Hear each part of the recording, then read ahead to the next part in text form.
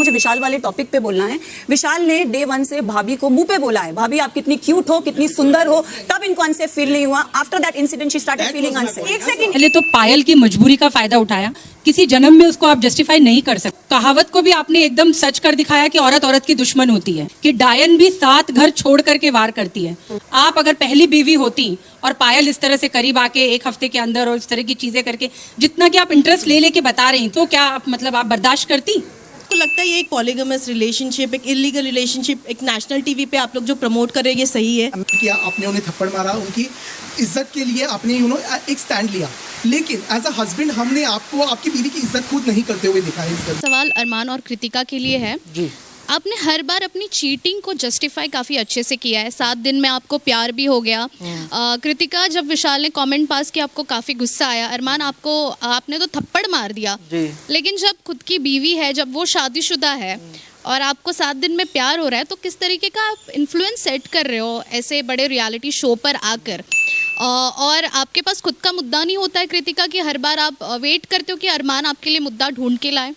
वो शादी के लिए प्रपोज करता है तब आप इनसिक्योर नहीं होती हैं, और एक लड़का आपको सुंदर बुलाता है तो आप अनसेफ फील करने लगती हैं, और आप इस कमेंट पर जाकर थप्पड़ मार देते हो, और आप खुद सना सुल्तान को हाइट शेम करते हो, बॉडी शेम करते हो, फेस शेम करते हो। उसने भी एक सिंगम शॉट बजा दिया होता तो क्या करते आप? शायद आपने मैं बता देता हूँ, शायद आपने ध्यान से नहीं सुना था।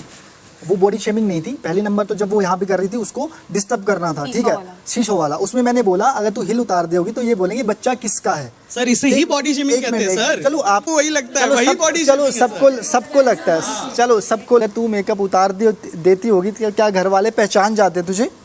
ये बोला था। फेस शेमिंग में आता है सर मुझे डिवोर्स देना चाहती है और कृतिका ने उनके इनोसेंस का फ़ायदा उठाया है, तो आपको लगता है ये सिर्फ आईबॉल्स के लिए आपका ये रिलेशनशिप, रियल में आप तीनों इतने स्ट्रांग नहीं है जितना आप पोर्ट्रे करते हैं? एक बात कहना चाहूँगी, आप कहते हैं मैंने 2 बीवियों को रखा है, वो सामान नहीं है, आपकी पत्नियां हैं, आप उनके साथ रहते हो, आपने रखा नहीं है।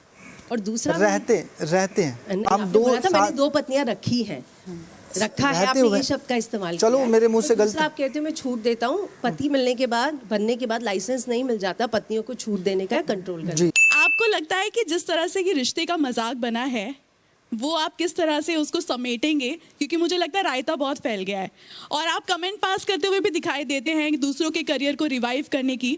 तो आपको नहीं लगा कि जिस तरह से रणवीर सर भी बात करते रहते हैं अपने करियर को लेकर, वो भी तो एक करियर रिवाइव करने आए, तो आपका क्या टेक है इस पे? बॉस, इसके लिए चूड़ियां बिंदी भिजवा दो।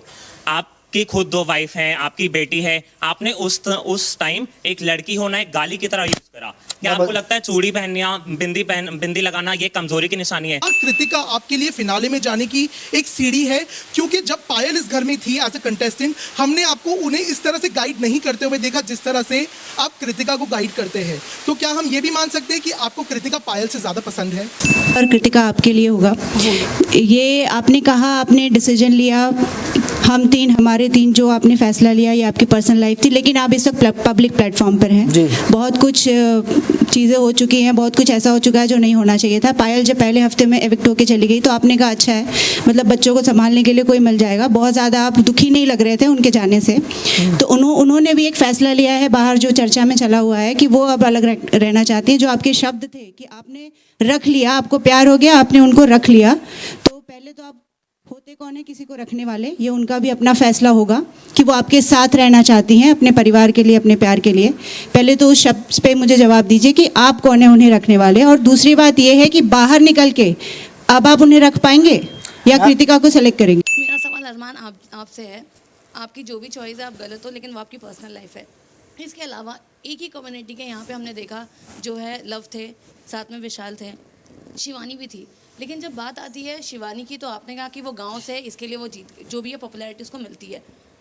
लव के लिए आपने कहा ये एल्विश की आर्मी से आता है। विशाल के लिए आपने कहा ये ट्रेंडिंग के जो है वही रील्स बना के आया है। तो आप दूसरे को बहुत कैटेगराइज करते हो कि ये इस वजह से आगे आया, ये इस वजह से। आप भी उसी कम्युनिटी को, लेकिन आप खुद को इतना सुपीरियर क्यों मानते हो?